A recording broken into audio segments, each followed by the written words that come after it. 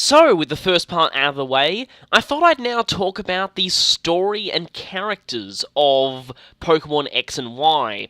And I reckon I'm going to kind of do this in three stages. First, the rivals, secondly, the gym leaders, and thirdly, obviously the one you've all been waiting for, Team Flare and the whole Team Flare plotline. So, first, let's get right into this. The rivals. I actually quite like the rivals in this game. For the most part. I guess I'll start with Callum/Serena, whichever one who's the opposite gender of the character you pick. Now, I've never actually played a game where the rival is Callum, so I can't really talk about him, but I presume he's pretty similar to Serena. So I guess anything I say about her presumably goes for him as well. I actually really liked the main rival, Serena, in these games. I already talked about her a little bit in the videos, but I actually ended up liking her quite a bit. Like, she might actually be one of my favourite rivals in the series, but for very interesting reasons. Serena, I find, and presumably Callum as well, was a very good balance between the two types of rivals you generally have in the series. You have competitive rivals, like Blue, I guess Hugh in a way, and the like, and then you have the more friendly rivals, like Charon, Bianca. Well, actually, Charon was more competitive. I mean, like Bianca and especially May and Brendan. And then you have Callum and Serena, who's actually a very effective mix of the two. You don't actually battle them for the first time until quite late into the plotline, just before the third gym. And at first, I was a little underwhelmed by the first battle.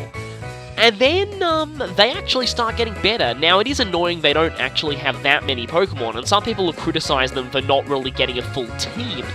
But their battles were all reasonably good. They had decent Pokemon, reasonably high levels, and they actually put up a fairly decent challenge most of the time. Or at least, for me, not playing with the experience share on.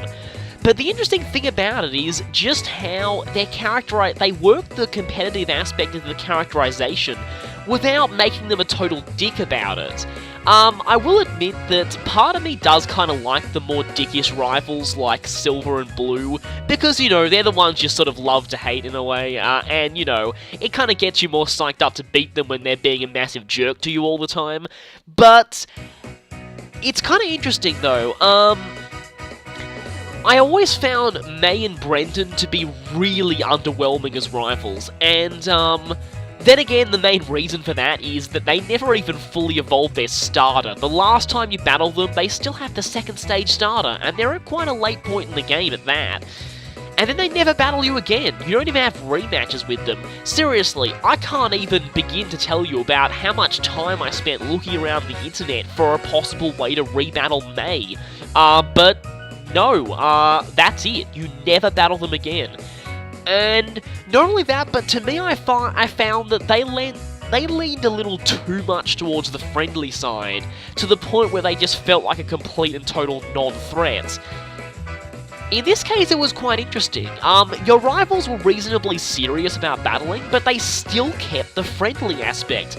They were still, they were more of a friendly rival. The reason they wanted to keep battling you and keep challenging you was so they could basically improve your friendship, and they actually have some really nice interactions as well, and I actually, found it quite interesting in a way. It's actually kind of interesting though, because as a lot of sources have pointed out, you really do tend to feel quite sad for Callum or Serena in this one, especially after they challenge you for the right to Mega Evolve, and the line they say upon losing, you can sense how incredibly disappointed they are.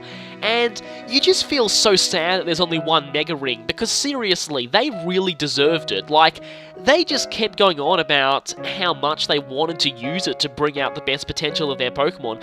They were, seriously, like, if I was, in the game, I would have flat out, given the Mega Ring to them after a speech like that. Just, you do feel quite, and especially also after you beat them at the, on Victory Road as well, you sometimes do get this sense that you are kind of hurting them quite a lot by making it so they can never really beat you. And, they never really get too depressed about it, but there is a little bit of disturbing implications about how how much they kind of feel inferior. Of course, granted, you know, they're still completely friendly with you as well, so it's not quite to that extent, but still. But anyway, that's basically all I'll say. Like, they strike a very good balance between the friendly and competitive aspects of most rivals in the series. Again, they are competitive, they manage to remain a reasonable threat in terms of battling power, but they're not a total dick about it, which is actually pretty interesting. And next we come to Shauna. Now, Shauna is a character who, if you've been watching my videos, and this is actually kind of an interesting thing about going in blind, you'll actually see my attitude towards her change throughout the entirety of the game. She was a character who, initially, I really disliked, mostly because of not knowing what Pokeballs were, despite actually using them. I mean, seriously, how thick can you get? But anyway, that's what I thought at first. And as the game progressed, I actually got to respect her a lot more. I actually feel like this is similar to the reaction a lot of people had to Bianca. I know that some people didn't like her at first, and then you get to her character development, and she starts becoming a lot more likable. Shauna, it's interesting, she didn't really have that much of development, but she actually showed a lot more. Like, at first I was thinking, oh, she's just going to end up being the obligatory useless member of the team. And then later on, she shows that she's friends with gym leaders. She has that puzzle thing that gets you into the final battle door with Team Flare. And then you get to her final battle and she sends out a freaking Goodra, which that really impressed me. Like, seriously, I was actually kind of happy when I saw that. I was like, okay, did not expect that, but seriously, I'll take it. And then, of course, she does something in the post-game that will make many players like her even more, and I'll get to that when I get to it. I'll just say that I actually have already recorded the first part of the post-game, but I'll actually save putting that up until after I put these up. And of course, no mention of Shauna could be brought up without bringing up the fireworks scene, which is probably going to be the new Ferris... Okay, I'll just get it out right here. The fireworks scene, okay? The fireworks scene. I can see that being interpreted as romantic. That makes sense. I've heard it's even slightly romantic if you're playing as the girl, but, anyway. Ends Ferris wheel scene, I will say it right here. I've already said it once, I'll just point it again. I don't even know why the hell anyone considers that remotely romantic. I'm sorry, it's just something that really bugs me about the fandom. Seriously, what is romantic about forcing someone into a confined space and then telling them casually that you're the leader of a criminal organization? It just... ugh. The fact that anyone would think of that as remotely romantic just creeps me out. But anyway... I mean, I'm not saying that Anne is not a sympathetic character, I'm just saying that and I'm not saying that you couldn't interpret some of Anne's scenes as romantic, that scene is just not one of them. But speaking of romantic interpretations, yes, the Shauna thing, it's actually kind of funny because I actually never expected you to get ship tease, as I will call it, with Shauna. Most people were obviously probably expecting ship tease between Callum and Serena. Apparently, it's still quite common to pair them, despite the fact that I didn't really see that much canon evidence for actual shipping between the two of them. I don't know why, but I didn't really see it. I mean, Shauna I kind of did see. The thing is, I still think that she looks kind of too young for the protagonist. So, yeah. But I'll get off the subject of shipping now, lest I start gigantic flame wars. I mean, as hilarious as that would be, I'm not going to do it. So let's move on to Tierno. Tierno was interesting. He's another person I thought I wouldn't really like at first, but he turned out to be kind of cool. Unfortunately, okay, he probably was actually the least developed of the rivals in a way. He gets some moments, but, you know, not really so much. Then again, it's more like they built his characterization around one thing, the whole dancing aspect. And there is one thing I'm a little disappointed at about Tierno. Now, I really hate criticizing things for what they could have been rather than what they are. It's a major pet peeve of mine when someone brings up as a point of criticism in something that the thing doesn't actually do but they wished it would do. I always don't think that's a valid... I'm not speaking well. Okay. I never really thought that was a valid criticism of a game, or anything for that matter. Again, bashing something because it didn't do what you wanted, you're not actually bashing it for what it is, you're bashing it for it not living up to your personal view of things. And you gotta realize that you're not the most important person in the universe when it comes to creating a work like this. And I'll just stop right now because this is getting completely off topic. What I will say though is that I did think they had potential to, and a lot of people already expected this, to have a battle with Tierno with him using a full team of 6 Pokemon, each of which uses a dance move. There are enough dance moves in the game to do that. He did use a Swords Dancer, and I believe a Petal Dancer, but, and he does use Feather Dance on his Hawlucha in the Battle Maison, if you choose him as a multi-battle partner. By the way, I actually love the fact that you can pick one of the rival characters as your multi-battle partner. That is actually really awesome. Though annoyingly, you can't actually do it with Callum or Serena. Unless you have to beat them. I haven't actually beaten them in the battle where they're all the level 70s yet. Unless you have to do that to unlock them as an option there. I will say though, I wish the rivals had more Pokemon they could use in the Battle Maison because they only were restricted to just 2 each. And I kind of wish that Tierno had more. Like, for example, you know, he does have a Feather Dance Hawlucha, but he could easily use a Dragon Dancer,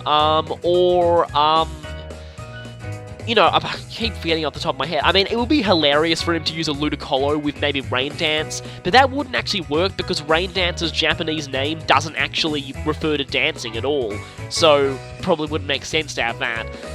But anyway, like, again, Tierno could have had a full team of 6 Pokemon all with using dance moves. It would have been pretty funny if he had a Gracilia with Luna Dance, but I don't think that's actually going to happen. So anyway, that's really all I had to say about him. And then Trevor. Trevor is interesting because he embodies an aspect of the franchise that I've never been interested in. Pokédex completion. It's kind of interesting that they've finally actually got something that's referencing that, though, and he serves as an interesting point of, kind of a character you can project yourself on if you like that kind of thing. The thing is, I don't like that kind of thing, and for that reason, he was the rival I least sympathised with. Again, though, this is just personal preference. I've never been into Pokédex completion at all, and I don't think I ever will be. So...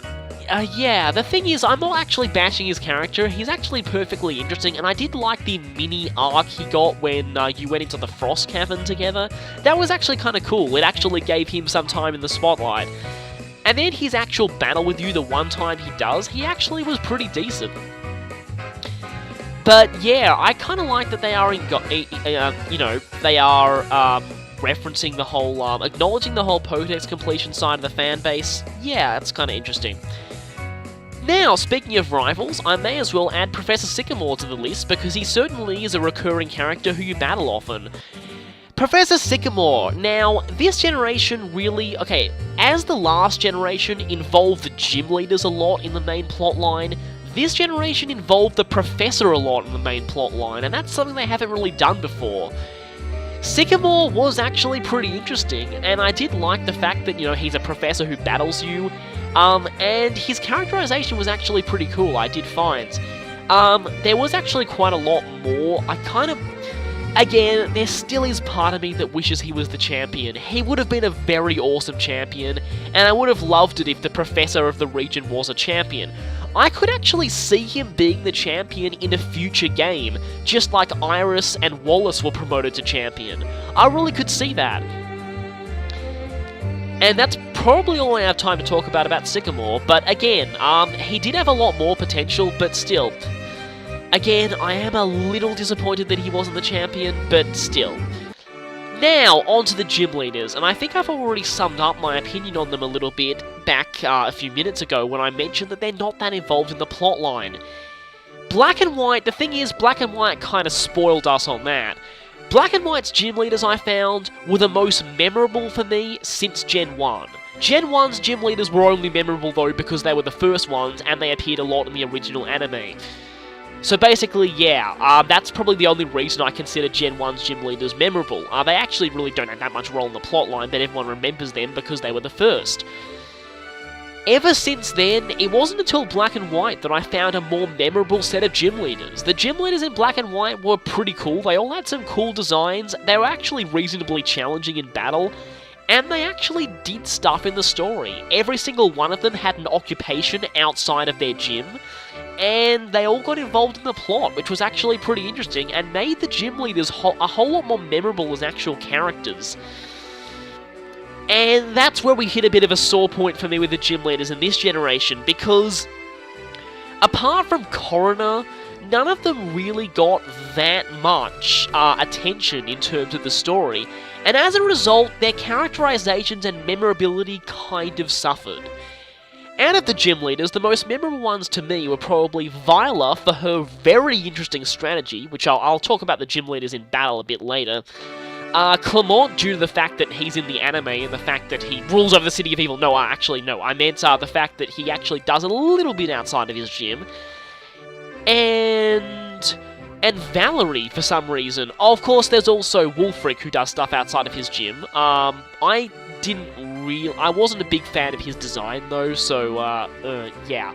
But anyway, Valerie, for some reason, did stand out to me. I mean, her gym is just plain weird, but as a character, in what little dialogue she got, we got a good feel for her. She was actually kind of, what I'd expect a fairy gym leader to be. A bit out there. Kind of crazy, but in a cool way. And, as much as some people make a big deal about her eyes looking really weird, I like that. It gives her this otherworldly appearance, and it just fits a fairy gym leader. There's also the fact that she has hints of a backstory, given that she's from Johto. And considering that her whole gym is full of Furisode girls, which I later looked up, a Furisode is a type of kimono, so direct reference to the kimono girls there. But considering that and the fact that she has a Sylveon, it is highly possible that she's the long-lost, that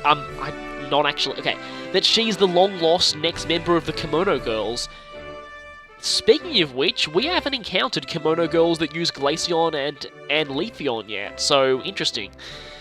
But anyway, as for the rest of the gym leaders though, as much as some of them had really cool potential in their characterization, like Ramos for example, they were really like some of the older gym leaders in the series in that they were just really there. You go in, meet them in the gym, battle them, and that's it.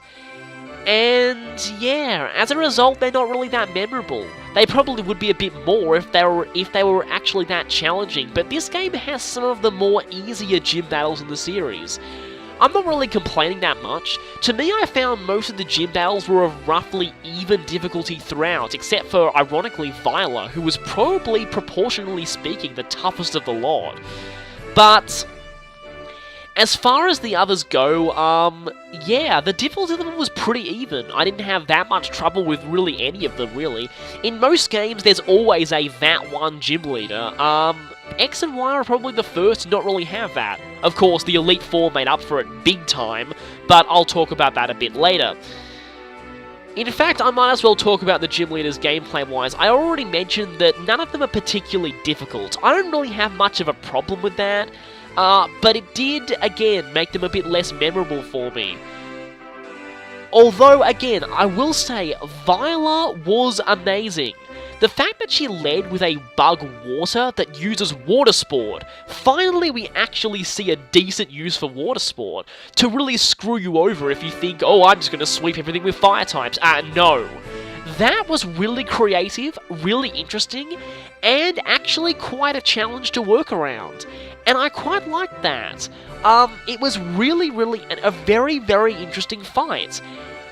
And unfortunately, none of the other gym leaders really followed suit with that. You'd think that, again, I'd hope that with Viola's example, the other gym leaders would use really interesting and creative ways of working around their weaknesses like that, but unfortunately, no. I have heard that even that Coroner can be totally rendered a non-issue with ghost types. That's how little the gym leaders account for their weaknesses. But anyway, I was slightly disappointed that they set up this trend with Viola and then didn't really carry it through with the rest of the leaders. But still, Viola was pretty cool, and as a result, she's probably one of the more memorable gym leaders for me. And now, I will just bring you to this thing that I've been building up to. The gym leader to me that really suffered was Olympia. Olympia, to me, felt like the epitome of this unmemorability factor in a really disappointing way. She has one of the most interesting designs out of any gym leader I've ever seen. She has the coolest looking gym in the entire series.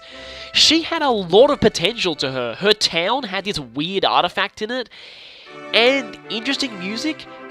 She had a lot of potential.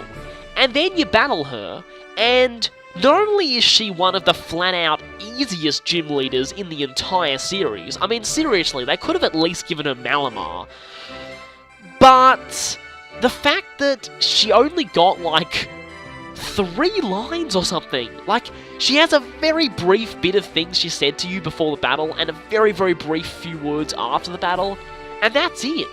To me, she really felt like she was just there, and then gone, in the space of a few seconds.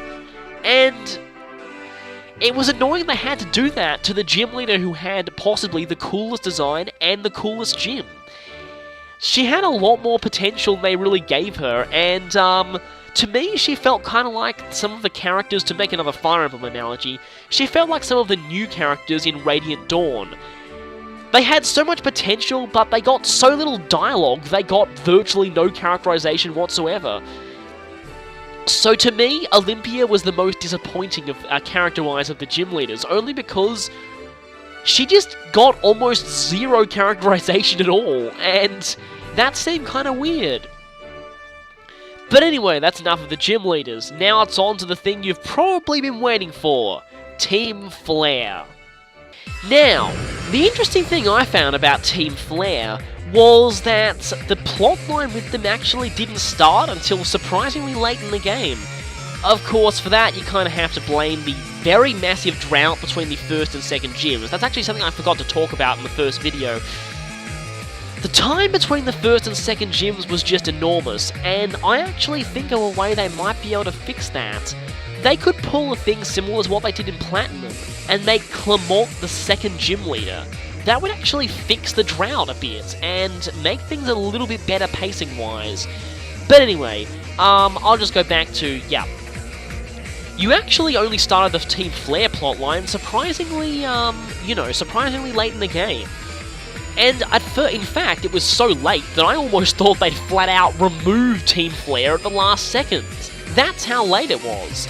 By the time I actually got there, my first impressions on Team Flare, well, they're certainly some of the most eccentric ones. They make Team Galactic look sane, for one, in terms of their random grunt dialogue. And, well, they have, not the best theme in the series, but it did grow on me, as the game continued. I still think that in terms of evil team battle themes, Team Magma and Aqua's is the one I dislike the most, if only because it's not that it's a bad song, it's just that it's not very characterful. It's basically generic bad guy music, and it could fit very well with any other villainous team. All of the others, Team Rockets from Gold and Silver, Team Galactics, Team Plasmas, and Team Flares, these themes really feel like they are the team's own theme. It fits that team and that team alone, and it really characterizes them. I did feel that with Team Flare. So, yeah. But as for Team Flare itself, it was quite interesting. All the promotional materials built them up to be just wanting money. Kind of like Team Rocket 2.0 in a way. Team Rocket's more like, let's just use Pokemon to basically get as much power as possible. But anyway. And at first I was thinking that Game Freak was doing something like, okay, we had the really heavy stuff with Team Plasma, let's have a lighter evil team this time as kind of a breather.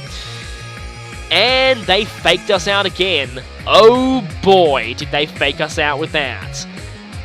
The grunts initially don't seem to be that interesting, and you don't really seem to have that much of an idea of their goals. You even start finding the scientists later and you don't really have much of an idea what they're doing. And that in a way makes it even more of a more ominous build-up. They're doing all these things, but you don't really know why. They keep talking about how they're the only ones who should be allowed to be happy, but at first that seems kind of, a bit almost childlike in a way, and kind of weird. And then, it's only until you get to the Frost Cavern that you start realizing there are much darker implications of what they're doing. And that's where things really kick off, because after the 7th gym, and I actually think there's probably a reason the 7th gym is that easy, you need a breather before what you're going to go into. And wow. So then you get Lysandre on the Holocaster calling you up to tell you that yes, in case you haven't guessed, he is totally a villain. Now, about Lysandre, as much as I made a running joke of how he's definitely not a villain in the whole playthrough, that was mostly due to the fact that, yeah, they didn't really do a good job of hiding the fact that he was the boss of Team Flare. The moment I saw him, I instantly figured it out. In fact, if you want to play that moment right now... Oh... Judging by your gigantic orange hair, leader of Team Flare by any chance? Maybe? Yes. Well, you're certainly not ominous at all. Do I really want to meet this person? Yes I am. Who are you? Lysandre. Or Lysandre, I don't know. Wow, that's a cool name. But from that hairstyle, I... help build a brighter future. Doesn't Team Flare want to make a beautiful world? I'm suspicious of you. Oh, former disciple of a professor. Former disciple of a professor. That's totally not suspicious at all. Holocaster. Okay. Yeah, I'm already very suspicious of you.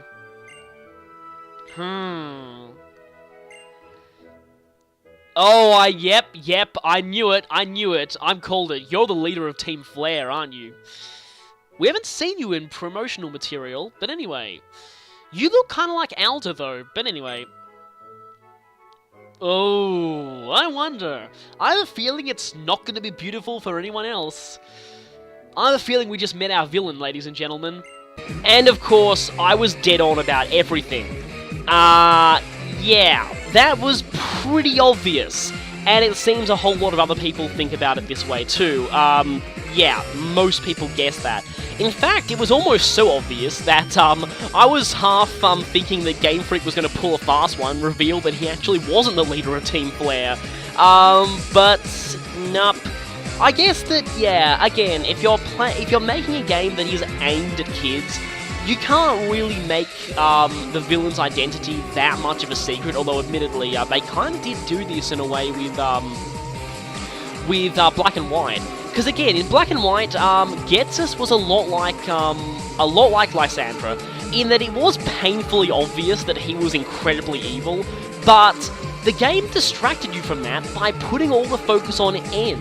And that was actually interesting, in a way that, again, if you're genre savvy enough, you could see the ending coming, but because they put your focus on N so much, it kind of distracts you. In this case, they didn't really have anyone to distract you, so, it was painfully obvious that Lysandre was the big bad all along. So, yeah. Again, though, as much as I made fun of him during the playthrough and kind of just, again, made fun of his characterization being all like, oh, I'm definitely not a villain, I will say, though, he is definitely one of the darkest and scariest villains in the series.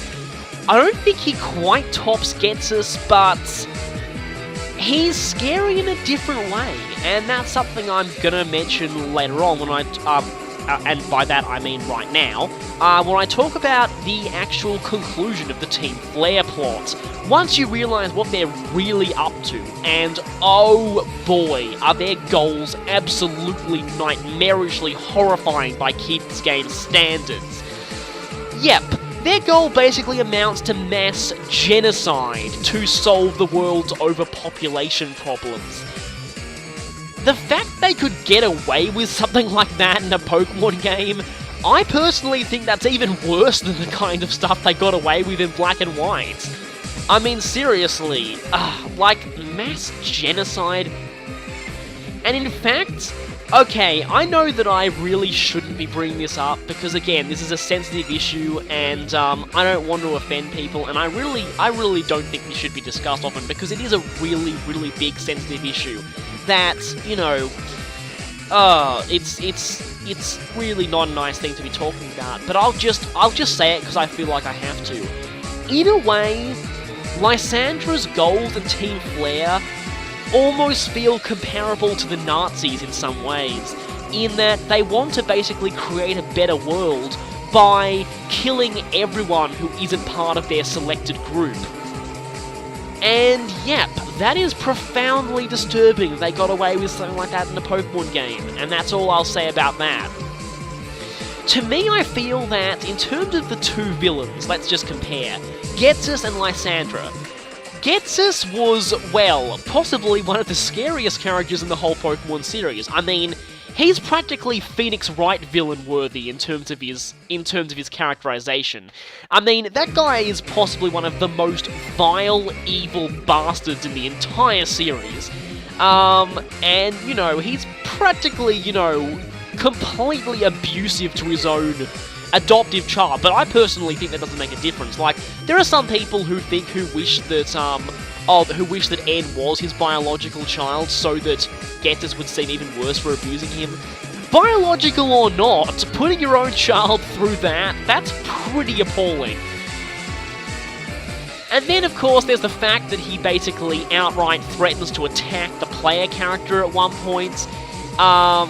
He has a device that, like, he forces you to fight his legendary with a device that blocks Pokeballs, which is just an amazing feat of genre savviness for a villain in Pokemon. Not only that, but his goals amount to, basically, he actually knows the conventions of the series. He realizes that if people don't have Pokemon, they can't stop him, and he uses that to his advantage.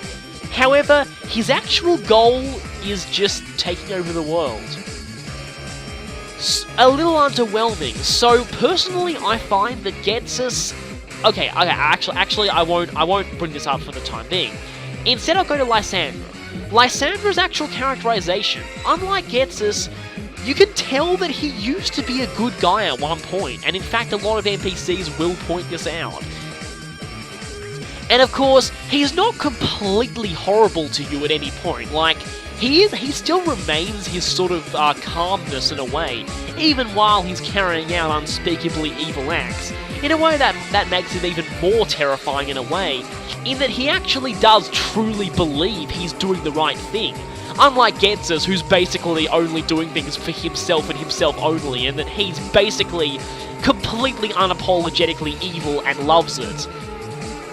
But as for Lysandre, again, he's still relatively calm and polite for the most part, until the very end, like most villains are. And again, he even sheds a tear for the Pokemon he's about to mass murder. So again, it is possible that he still has hints of a conscience, and you do get the feeling he used to be a good guy until he kind of went off the deep end. But that doesn't make his goals any better. The fact that he genuinely believes that his mass murder is a good thing may in itself be even scarier than Ghetsis. So here's the thing, in terms of the two villains, I find Ghetsis is scarier as a character, Lysandre had scarier goals. So they're both incredibly dark villains by Pokemon standards, but in different ways. And that's actually kind of interesting. Also, one more thing I will mention about Lysandre. Now, this is something that changes in Y version, the implications of it. And this is part of the reason why I personally prefer the X version plot, if only for this one difference. The fact that Lysandre has, as his way of getting final revenge, making you all immortal, so that you'll be forced to watch the world constantly get worse. It's actually kind of interesting, in that you find... Now, a whole lot of games and TV shows and movies use the whole, cliched plot device of immortality is a curse, not a blessing. The fact that we actually have, for the first time I've probably ever seen, a villain who acknowledges how bad immortality is in these kind of storylines, and in fact uses it as a final way to spite you, is just really refreshing, a refreshing take on a cliched plot device that I actually really like. And again, for that reason, I prefer the X plotline to Y. In Y, he basically just threatens to kill you, because Yveltal is basically just destruction incarnate. Of course, there is something nice about the idea of Yveltal actually turning around and helping you in the end, but, still, I do quite like the X plot simply for that immortality aspect. And of course, Lysandre's final fate in X version is incredibly disturbing, in that, in Y version people say he's possibly the first villain in Pokemon to actually die. In X, it's even worse. In X, it's quite possible he made himself immortal and is now trapped underneath a giant pile of rubble forever. Yeah, that is quite possibly even worse. So, yep, that is actually pretty disturbing, and again, the plotline, I didn't think about it, but it did get surprisingly dark later on, and I guess no mention of this would be complete without AZ. Nice segue there. So, AZ. AZ is an interesting character. You meet him about halfway through the game, and you really don't know what's on about him. But you know that he has one of the most unique designs ever, so you know that he's going to be important later. Whether or not he'd be the champion, a big bad, whatever, I kept thinking about. Turns out that it's kind of interesting. He's kind of like a former big bad who is now a big good of the plotline. I'm using TV tropes terms here, just, you can look them up if you want, but, yep, just be prepared to spend ages, wasting away there. Anyway, so basically, in the past, AZ activated the ultimate weapon and basically killed massive amounts of people in order to end a war. And, of course, he had the excuse for it. He had the whole tragic backstory covered. His Pokemon went to war, and the fact they implied a war between Pokemon, they've already done this in the movies, I believe in the Lucario movie, but the fact they actually did this in the game, seriously, that sequence, I had to stay completely silent during that, because I was just totally floored by it. And there's one thing about that sequence that I will bring up here. In terms of praising this game's plot, there is one thing I have to point out. One line. Whoever came up with this one line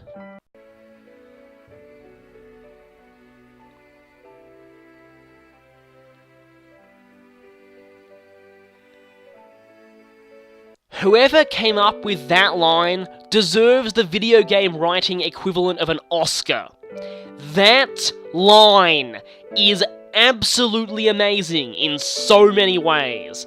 For one, it's an application of the, again, TV trope, never say die, which normally is utterly cringeworthy whenever it's used. The fact that, again, something is deliberately trying to skirt the issue of death by avoiding specifically calling it death. The Mystery Dungeon series does it a lot, and it gets incredibly cringeworthy.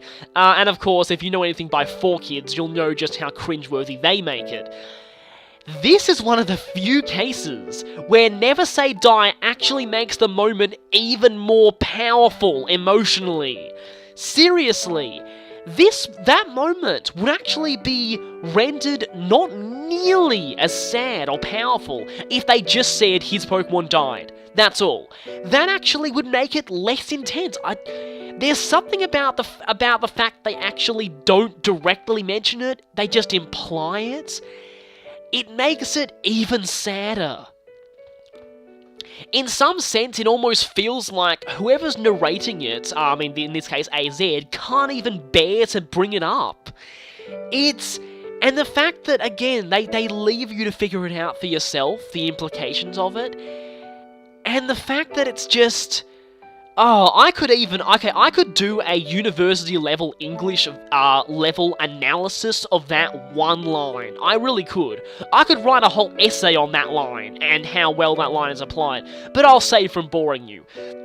Just Just saying, I cannot praise whoever wrote that line enough, seriously. Someone tell me whoever wrote that line is, and I am gonna actually outright send them fan mail saying, you are amazing. I will, in fact, considering that they're probably Japanese, I will be writing that, email to, both whoever was responsible for that line in Japanese, and whoever was responsible for the localization, both deserve equal praise, and I will be writing praising letters to both of them if I can get their names. Because seriously, that one line, seriously, made that whole scene. And anyway, about AZ, it was kind of interesting in that, now, I am a little sad that I spoiled the fact that he was a post-game opponent. Unfortunately, it happened while I was randomly searching the internet one day. I just happened to come across it, and I was just so angry when I saw that. It was just, I really wish I could have experienced that blind. However, it wasn't that hard to see coming. His plotline, his subplot, did not really have any closure, and the fact that you went all the way up to the Pokemon League without giving it any closure really would make you suspicious. If he wasn't the champion, then there would certainly be some kind of at least post-game battle with him. And yep, speaking of that battle with him, people said that he was incredibly easy. I expected him to be a lot lower leveled. I expected him to only be in the 50s, but no, he was 60, and considering that I went into the league under-leveled, I was actually kind of worried for a few moments that I would actually kind of lose a few things to him. I didn't in the end, but still. I have a feeling that even if you lose that battle, the scene still continues as normal, because honestly, having to be booted back to the Pokemon Center during the ending cutscene would just be downright cruel. So, anyway, as for the actual battle with him though, yeah, he could have got his own battle theme, but who am I to complain about that? However, I actually did half expect him to use the Floette. Of course, I'd forgotten that he hadn't found it yet, but anyway. Thing is, hackers have actually managed to find a 3D in-battle model for AZ's very special-looking Floette, and yet you don't actually battle it. It's actually kind of interesting and makes me wonder, perhaps you'll actually get given it in a future event. Maybe. Would be interesting. Maybe it'll be like the spiky-eared Pichu in that it's probably unable to evolve, but maybe they could even give it different stats, I don't know, or some unique moves. Interesting. But anyway, and of course, the ending of his actual storyline, I mean, you know, call it sappy if you will, but I still think that ending was actually better than Black and White's ending. I can't quite describe exactly why. Maybe it's just the fact that you get that full cutscene for beating the champion, a full parade. I know it was a complete and total Star Wars ripoff, but still. Getting, like, the full, like, parade and stuff like that. Finally actually getting some acknowledgement for saving the world. I don't think anyone else in the series ever gets that, so that's actually kind of funny. But anyway, and, you know, being personally thanked by the professor, being congratulated for being the champion and stuff, it was actually pretty cool. So, I actually personally thought that ending was actually more satisfying than Black and White's ending. I mean, I guess the reason why Black and White's ending wasn't as satisfying to me was that it was so brief. You beat the final bosses, and then you just get one conversation with N, and that's it. It does very well seal off that plotline, but to me, this more extended ending felt more satisfying. But anyway, that's just my 2 cents on the issue. Speaking of the ending, though, I haven't talked about the Elite Four and Champion, so I'll finish off by talking about them. And once again, I've gone on for ages. Anyway, Elite Four. The Elite Four, to me, were some of the coolest Elite Four in the series. Black and White's Elite Four had cool themes, had very nice rooms, but for some reason the Elite Four members themselves always didn't feel that memorable to me. Perhaps because they didn't get as much characterization as the gym leaders in that generation, so they couldn't really have a chance to stand out. These Elite Four, it was interesting. You actually had some of them, more specifically Seabold, kind of actually randomly alluded to throughout the game, which makes you really hyped up to finally see what they look like and what types they specialize in. Speaking of types, a Fire Elite 4 member was pretty cool after the intense disappointment that was Flint from Diamond and Pearl. Yeah, I'm sorry, Flint, I know you got better in Platinum, but sorry, that doesn't excuse the absolutely abysmal performance you put up in Diamond and Pearl. Honestly, Fire-type Elite 4 member with only 2 Fire types out of 5, really. Malva was actually pretty cool. I mean, she's kind of a complete and total psycho. I mean, I have heard that she outright threatens to murder you at one point for beating Team Flare. Maybe that happens in the post-game. I have a feeling that I did get spoiled on the fact that she was an ex-Team Flare member, considering that you don't actually find that out when you actually battle her in the Elite Four. But it is kind of heavily implied, considering that she is the Holocaster girl after all, and, you know, we all know who invented the Holocaster. Speaking of which, the fact the Holocaster girl turned out to be the champion, that was actually pretty awesome, I will admit. The last person I'd suspect, speaking of which, the fact the Holocaster girl turned out to be an Elite 4 member, that was just pretty awesome. She was the last person I would have suspected. And as for the others, well, I'll guess I'll save the best for last and just talk about Dranza. Dranza was interesting. She's not what I expected from a Dragon-type trainer. And her team was actually a little disappointing. She didn't have quite the strongest Dragon types available in the region. It would have been pretty crazy if she did. But hey, a Dragon type user who didn't use something like Salamence, Garchomp, or Hydreigon, that kind of makes sense, right? And yeah, I mean, I did totally sweep her. I am annoyed that I did that because I didn't have a chance to show off some of her actual strategies. I don't actually know if any of her Pokemon have Dragon Dance, but if they do, that might make things a little more annoying. Now the others. I'll start with the good. Wickstrom, or Wickstrom, whatever. That guy is amazing. However, I will totally admit that I am personally biased here. Again, I am a long-time die-hard Fire Emblem fan, and the fact that there was a medieval knight Elite 4 member in a Pokemon game, yes! Okay, my reaction to seeing him for the first time probably says it all, so you can go look up that video if you want. I probably don't really have that much else to say about him, except for the fact that I think someone else has pointed this out to me in a PM, but I thought this too. Why doesn't he have Escavalier? He is a knight in shining armor, literally. Escavalier is a knight in armor Pokemon. Escavalier has the same typing exactly as one of the Pokemon that he actually did have, Scissor. Not only that, but Escavalier is in the Carlos decks. Why did he not have Escavalier? It doesn't make any sense at all. I mean, I kind of knew that he had Aegislash, because seriously, Aegislash was such an interesting and unique Pokemon that you wouldn't think you'd go the whole game without a major storyline opponent using one, so I kind of had a feeling one of the Elite Four would be Steel based on that. Or there'd be a Ghost Gym leader with Aegislash, I don't know. And Probopass was kind of a little bit, yeah, bit weird. But anyway, again, the fact that he led with a Clef Key was hilarious and awesome at the same time. Seriously, it takes someone pretty awesome to use a tiny keyring fairy like that and still be absolutely amazing.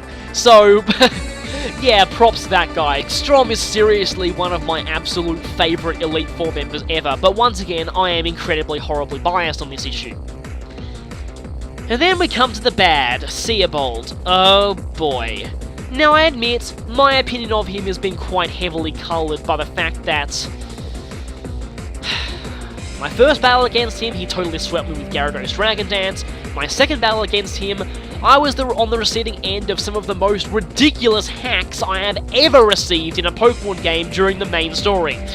I will say I have had hacks worse than that in battle facilities, but in the main story, that was just ridiculous. Seriously, that made me incredibly depressed, having that much bad luck. That was basically the video game equivalent of the cartridge itself growing arms and punching you in the groin. Yeah, that's basically how I describe it. Ugh, I'm still annoyed over that. But honestly, I will admit, Seabold has a pretty cool design, he uses pretty cool Pokemon, and hey, a Water-type Elite Four member outside of Wallace, I don't believe that's ever happened before. And Water is a pretty cool type. And the funny thing was, I never expected the Chef to be Water. Once I heard that there was a Chef member of the Elite Four, I half expected them to be Fire. Fire was my first guess, and my second guess was Steel. Funnily enough, both those two types turned out to be in the Pokemon League, they just weren't the chef. It was only until I first started the Elite Four and knew there was water that I realised, wait a minute, chefs do use a lot of water in their cooking. He actually does specialise in Pokemon that are sort of based off seafood. That's actually kind of disturbing. So, yeah, one other thing I will say about Seabold, though, is... okay, that Gyarados. The thing is, remember how I said before there was no that one gym leader in this game? Seabold completely made up for that 100-fold. Now, I do understand if you have an electric type going into him, he is a complete and total non-issue. If you don't have an electric type and you let that Gyarados get off Dragon Dances, you are dead right there, period. Because your electric types will die, even your electric types will die to Earthquake. Your grass types will die to Ice Fang. Everything else will die to Waterfall. So, especially if he flinches or crits you. But anyway, the thing is, that Gyarados, the fact that an actual in-game storyline opponent uses a Dragon Dance Gyarados, a Pokemon that is good enough to be used in outright see, that thing is a monster to face even in competitive play, let alone in-game. Seriously. The thing is, that Gyarados is incredibly punishing. If you let it get those Dragon Dances up, you have basically lost right then and there. And I am starting to feel that perhaps Seabold was slightly unfair. Now again, I do realise that if you use the Experience Share or have an electric type, he is a lot easier. But the thing is, you still can't deny that he is one of the most punishing storyline opponents in the whole game. Again, if you make one mistake and let him get those Dragon Dances off, you are gone. There is nothing you can do to stop him, short of really, really strong priority and a lot of luck. And for that reason, yeah, I get the feeling from a game design perspective, Seabold was maybe a little too difficult in proportion to the rest of the Elite Four, who weren't actually that bad. So, yeah, that's my 2 cents on the issue. Seabold is unnaturally punishing for a Pokemon game made storyline opponent. And yeah, as a result, I do feel that he may have been a little unfair. Again, I am completely biased because he did do that horrible hacks run to me, but still, I'm sure at least someone will see where I'm coming from here. I actually do kind of feel like he was a little unfair compared to a little disproportionately difficult compared to the rest of the game. I mean, his other Pokemon are no slouch. That Clawitzer with Mega Launcher boosted Aura Sphere and Dark Pulse, that has near perfect type coverage and massive power. So that thing can be quite scary if you don't take it out quickly enough. Of course, Starmie didn't get much of a chance to do anything in my run, and neither did Barbaracle, but both of them are pretty threatening Pokemon as well, so yeah. And now we come to the big finale, Champion Diantha herself. Diantha, yeah. Now, I will honestly say that I was at least slightly disappointed when I found out that it was Diantha, because like Lysandre, it was quite obvious. She was the only character in-game with a very unique design who was not blatantly a gym leader or a member of Team Flare. And she's famous throughout the region, which kind of makes sense. And she asks to battle you at one point. She says, I'm looking forward to when I get to battle you, but she doesn't battle you during the main story. Hint, hint. It was all very, very obvious. Of course, I really did like her aesthetic, her room, the whole area, the music. The music, in my opinion, this may not be the best champion battle theme in the series, but it is one of the most fitting to the character of the champion. That music fitted Diantha so well. And yes, I really love that. It just really added to the whole atmosphere of the fight. The room itself was pretty amazing too. In fact, something I actually forgot to mention, well, didn't get a chance to mention actually, because it was only pointed out to me after I did my other run of the game by, again, my sister who studies French, is that I can't believe I didn't see how obvious it is. Not so much the exterior, the interior of the Pokemon League is flat out based on Notre Dame Cathedral, and I feel like a total idiot for not realizing that before. Of course they'd refer to one of France's most famous landmarks with its Pokemon League, of course. Anyway, that's enough I'll say about that. But again, Diantha, again, the battle itself though, despite being the highest level champion in the series by a grand total of 1 level, she beat Cynthia by 1. Diamond and Pearl Cynthia, I believe, went up to 67, Diantha goes up to 68. So Diantha is in fact the highest level champion in the series. However, despite that, she was, to me, one of the easiest champions in the series, which is really odd. You'd think that, again, being the highest level champion, you'd have a lot to live up to, but unfortunately, Diantha did not really deliver in terms of the battle. I beat her first try without losing a single Pokemon and managing to use every member of my team. So yeah, a lot of her Pokemon have very easily exploitable weaknesses, and a lot of them share common weaknesses. I do admit that Mega Gardevoir, again, who here was actually surprised that the champion would use a Mega? It was very obvious. The moment Mega Evolution was revealed, I just knew the champion would be using a Mega. It made total sense.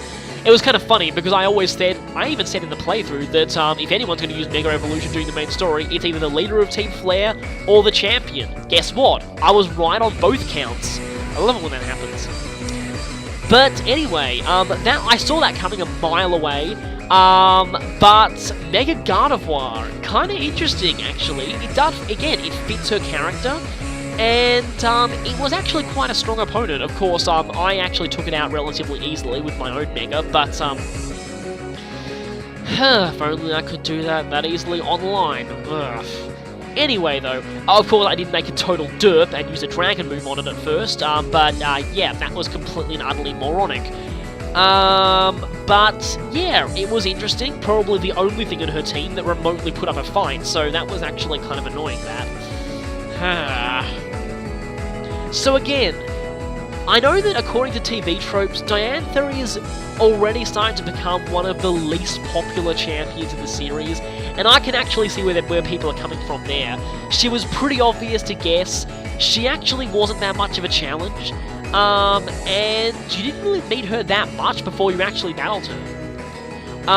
But again, it was actually it was an alright conclusion to the game, and she had that atmosphere going. I did like her atmosphere, and that was actually quite nice. And the music, once again, very fitting music for her character. So, I guess, wow, I've gone on for a long time, but that's all I had time to talk about in terms of this game's story and characters.